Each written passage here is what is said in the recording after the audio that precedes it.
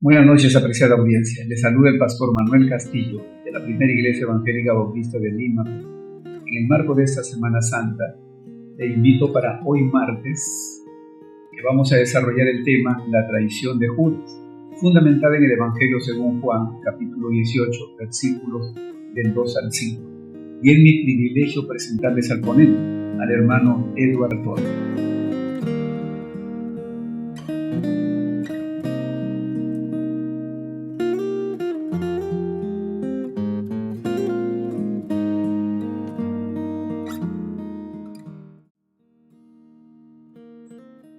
En el día de hoy quiero compartir con ustedes acerca de la traición de Judas. Así que primero vamos a orar. Señor, te damos gracias, te alabamos y te bendecimos. Queremos pedirte que tú nos guíes en el estudio de tu palabra, que hables a nuestro corazón, que nos ayudes a ver con tus ojos y a reconocer en nuestra vida lo que tu palabra deja expuesto. Que hagamos los cambios en nuestra vida, Señor, de tal manera que podamos seguir caminando de la mano contigo y cumplir el propósito por el cual tú nos has llamado. En tu santo nombre oramos, Jesús, dándote las gracias, la honra y la gloria. Ahora guíanos, Señor, en medio de tu estudio, que sea tu palabra y no la mía, la que edifique a tu pueblo. Gracias, Señor. En una época como la Semana Santa, siempre recordamos episodios importantes en la vida de Jesús. Uno de estos episodios es la traición de Judas, discípulo de Jesús. Pero cabe preguntarnos quién era Judas. Él fue uno de los discípulos escogidos por Jesús personalmente. Cuando leemos Mateo 10,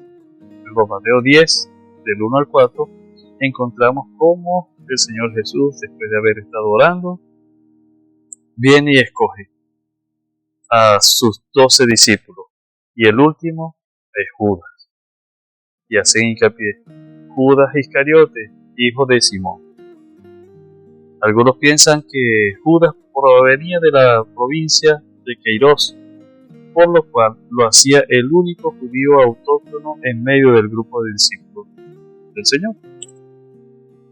El resto de sus discípulos eran oriundos de Galilea, por lo general no eran muy bien vistos dentro de aquella sociedad. Es posible que haya habido rivalidades entre ellos, y Judas creyese ser el más importante entre todos, menospreciando al resto porque él era de origen plenamente judío. Es bien sabido que en la cultura judía cualquiera que no fuera judío era visto como poca cosa. Tal vez Judas entraba en ese territorio y no escapaba de esa realidad. También era una de las personas que creía eso. Eso ya nos presenta un escenario donde se ha de gestar la traición. El orgullo es un mal consejero y es un elemento importante donde se gestan muchas otras cosas, muchos otros pecados en la vida. La segunda cuestión que debemos analizar es cómo se gestó esta traición.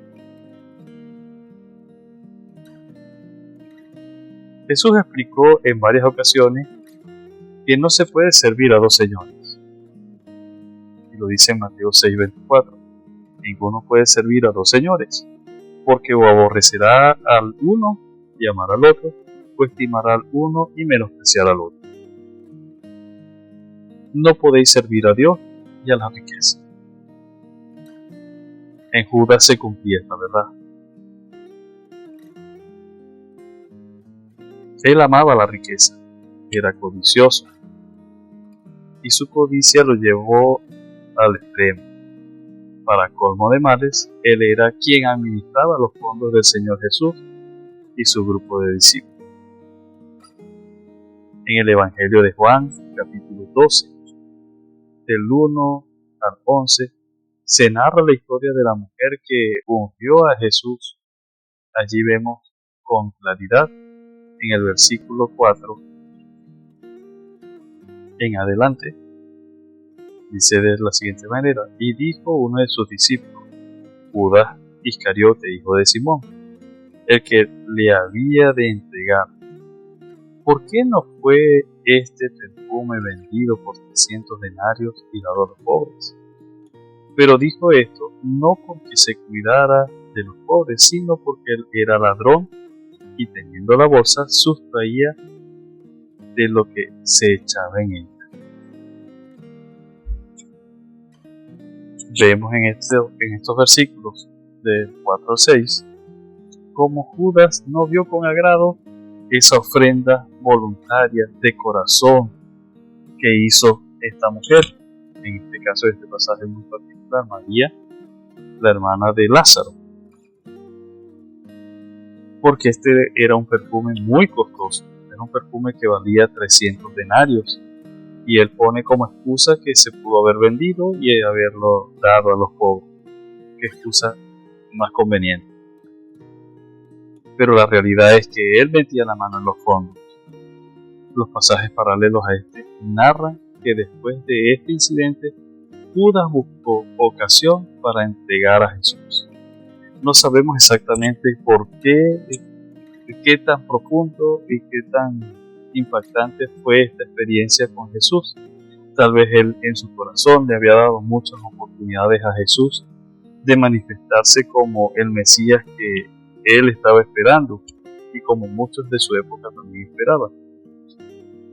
Pero al ver que no se materializaba, sino que hacía cosas que le parecían a él que eran débiles, que aceptaba cosas que la gente hiciera sin ver más allá,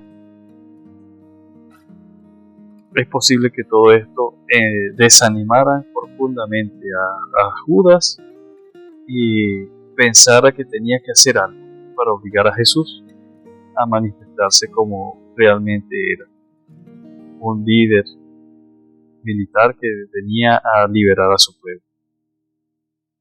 Es por ello que él va y conversa con los sacerdotes, pero se le ocurre, como él era codicioso, le gustaba el dinero, era delincuente en ese sentido, un ladrón, como lo narra el mismo Juan,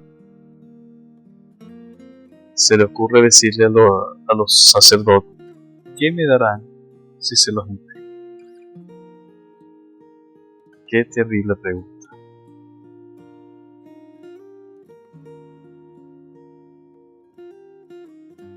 Es una pregunta que tal vez nosotros nos debiéramos hacer.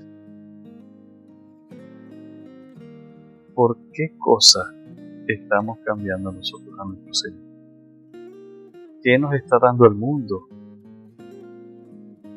que estamos cambiando a nuestro Señor por distracciones pasajeras, por circunstancias que son de alegría momentánea y no por una eternidad plena con Él, sabiendo que cuando salgamos de acá Él está esperando con los brazos abiertos, sabiendo dónde vamos el día que salgamos de acá, pero que mientras estamos acá tenemos la victoria garantizada.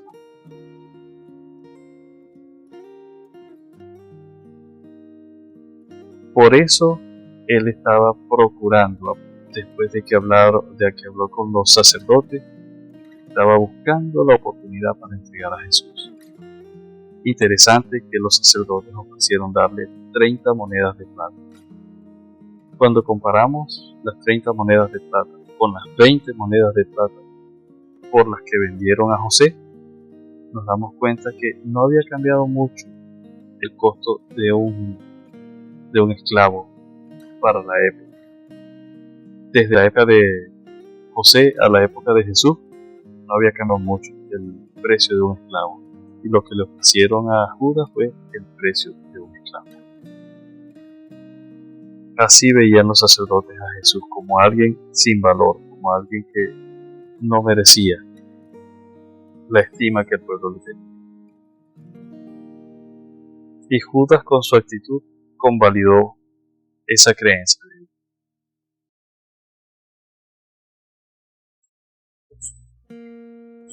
¿Cómo estamos nosotros convalidando la creencia de la gente del mundo cuando menosprecia a nuestro Señor y nosotros no levantamos nuestra voz para defenderlo, para decir que se equivoca, que no es así como piensa?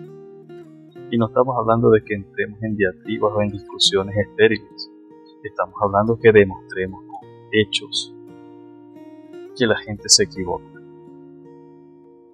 Es tiempo de que el cristiano no debe estar callado.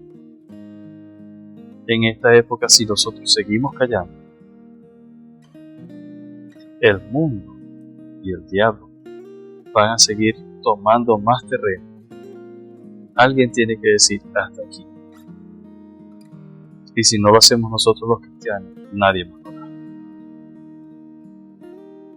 La consumación de la traición de Judas es la tercera cosa que quiero compartir con ustedes en el día de hoy. La noche en que fue entregado el maestro, Judas dio una señal de cómo iba a hacer para que lo reconociesen. Le dijo al grupo de personas que iban con él que a quien él diera un beso, ese era el maestro. Al llegar al Getsemaní, él hizo tal como dijo. Primero saludó con el saludo de la época, salve maestro, que en el contexto podía significar hola maestro, podía significar que goces de buena salud maestro, o qué alegría de ver. Todos esos significados y otros más era lo que englobaba la palabra salve maestro. Y acto seguido le besó. Jesús, todavía dándole oportunidad a Judas de reconsiderar su camino, le pregunta: ¿a qué has venido, amigo? Y es interesante que Jesús toma la iniciativa de llamarlo amigo todavía. Le está dando la oportunidad de que reconsidere su camino, de que reconsidere sus intenciones, de que se aparte de esas intenciones egoístas de su corazón y regrese a la relación íntima de amistad con él. Le está dando la oportunidad de que se arrepienta, de que no entre en el terreno que después iba a pesarle y llevarlo hasta la trágica muerte que sufrió.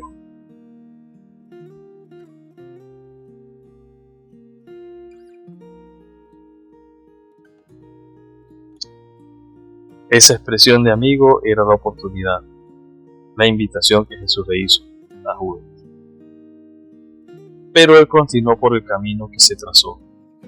Los seres humanos podemos escoger o seguir el camino que el Señor tiene para nosotros, o escoger nuestro propio camino. Por lo general, escoger el propio camino no siempre nos lleva al final feliz que pensamos. Esa es la triste experiencia que nos muestra Judas. ¿Qué lecciones podemos aprender de la traición de Judas? Primero, si el Señor nos llama, debemos seguir. Segundo, debemos saber quién gobierna nuestro corazón. Proverbios 4:23 dice: sobre toda cosa guardada, guarda tu corazón, porque de él mana la vida. Entonces nosotros tenemos que estar constantemente revisando quién manda en nuestro corazón, a quién le estamos dando el primer lugar de nuestra vida, a quién realmente servimos, para que no nos encontremos en una lucha interna como pasó con Judas y terminemos escogiendo erróneamente. Las consecuencias de nuestros errores se pagan cara. Tercero, Jesús siempre está con los brazos abiertos, dándonos la oportunidad para cambiar el rumbo de nuestras vidas y regresar al plan que Él ha trazado para nosotros. Por eso vemos que Jesús en el Evangelio de Juan dice: ya no llamo siervos sino amigos. Regresar a la coinonía con Él, a la amistad con Él, que Él nos considera sus amigos. No desaprovechemos esa oportunidad y abracémosle con todo el corazón. Hay que aprovechar estas oportunidades. El Señor siempre está con los brazos abiertos esperando. Pero eso no puede ser excusa para vivir pecado.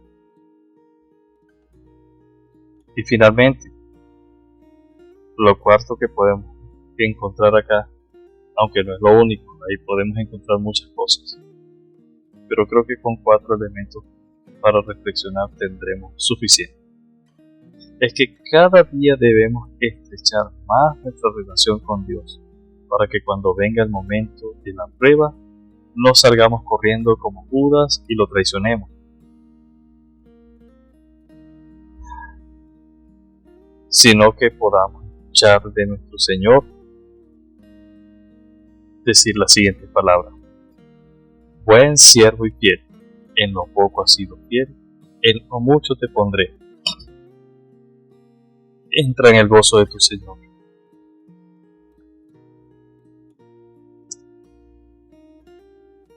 Espero que podamos escoger siempre lo correcto. Así que agradezco que si esa es la intención de tu corazón, mi hermano, mi hermana, oremos para pedirle al Señor que nos ayude a escoger lo correcto, porque un día queremos escuchar esas palabras. Padre, gracias por este tiempo. Gracias por tu palabra. Gracias por la enseñanza que nos das. Gracias porque en tu palabra no se esconde la realidad del corazón del hombre, sino que la dejas descubierta para mostrarnos a las generaciones actuales que si no escogemos correctamente, podemos sufrir las mismas consecuencias de aquellos que nos escogieron correctamente. Ayúdanos a convertirnos en verdaderos amigos tuyos, que honren tu nombre y que te dejen tu nombre bien. Te lo rogamos en el nombre de Jesús. Amén. Que el Señor me les bendiga, mis amados.